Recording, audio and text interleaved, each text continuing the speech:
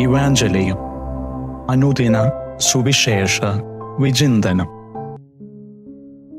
ക്രിസ്തുവിൽ എത്രയും സ്നേഹം നിറഞ്ഞവര്, തിരുസഭ ധ്യാന വിഷയമായിട്ട് നമുക്ക് നൽകുന്ന സുവിശേഷ ഭാഗം ലൂക്കായുടെ സുവിശേഷം 9-ാം അധ്യായം 1 മുതൽ 6 വരെയുള്ള തിരുവചനങ്ങളാണ്. ഇന്നത്തെ സുവിശേഷത്തിൽ ക്രിസ്തുനാഥൻ തൻ്റെ 12 ശിഷ്യന്മാരെ വിളിച്ച് അവർക്ക് അധികാരം നൽകി സുവിശേഷം പ്രസംഗിക്കുവാനായിട്ട് വിടുകയാണ്. ഒരപ്പൻ മക്കൾക്ക് യാത്രയ്ക്ക് പോകുന്നതിന് മുമ്പ് നിർദ്ദേശങ്ങൾ നൽകുന്ന പോലെ ഒരുപാട് നിർദ്ദേശങ്ങൾ ഈശോ തൻ്റെ ശിഷ്യന്മാർക്ക് നൽകുന്നുണ്ട്. സഞ്ചിയോ ഭക്ഷണമോ പൈസയോ വടിയോ ഒന്നും തന്നെ നിങ്ങളുടെ യാത്രയ്ക്ക് എടുക്കേണ്ട. ഒന്ന് ആലോചിച്ച് നോക്കിയാൽ ഈ നിർദ്ദേശങ്ങളൊക്കെ പേടിപ്പെടുത്തുന്ന ഒന്ന് തന്നെയാണ്.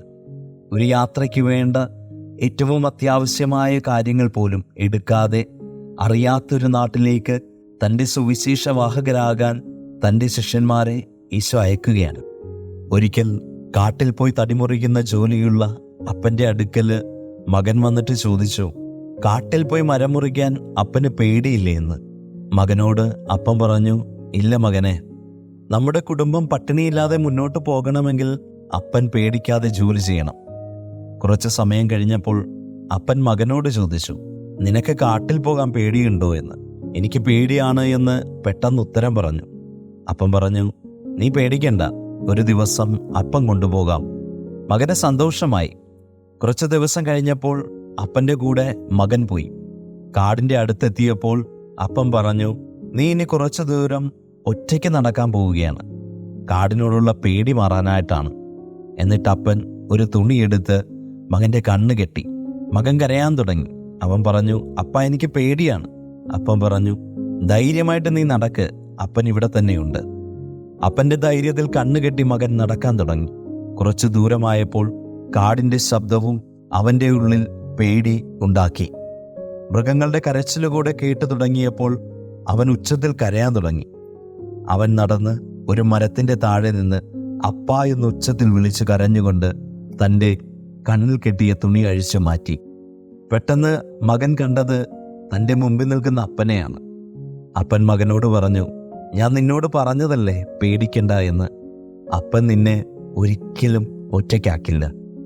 ഒരു യാത്രയ്ക്ക് വേണ്ട അത്യാവശ്യ കാര്യങ്ങൾ പോലും എടുക്കാതെ അറിയാത്ത നാട്ടിൽ പോയി സുവിശേഷം പ്രസംഗിക്കുവാനായിട്ട് ഈശോ തൻ്റെ ശിഷ്യന്മാരെ അയച്ചപ്പോൾ അവരോട് പറയാതെ അവർക്ക് കൊടുത്ത വാഗ്ദാനമാണ്, ഭയപ്പെടേണ്ട, നിങ്ങളുടെ കൂടെ ഞാനുണ്ട്. ഞാൻ നിങ്ങളെ അയക്കുന്ന സ്ഥലത്തേക്ക് നിങ്ങൾ പോവുക. നിങ്ങൾ ഒറ്റയ്ക്കല്ല, നിങ്ങളുടെ കൂടെ ഞാനുണ്ട്. ശിഷ്യന്മാർ പോയി ഒരു പ്രശ്നവുമില്ലാതെ സുവിശേഷം പ്രസംഗിച്ചുവെന്ന് വചനം സാക്ഷ്യം നൽകുന്നുണ്ട്.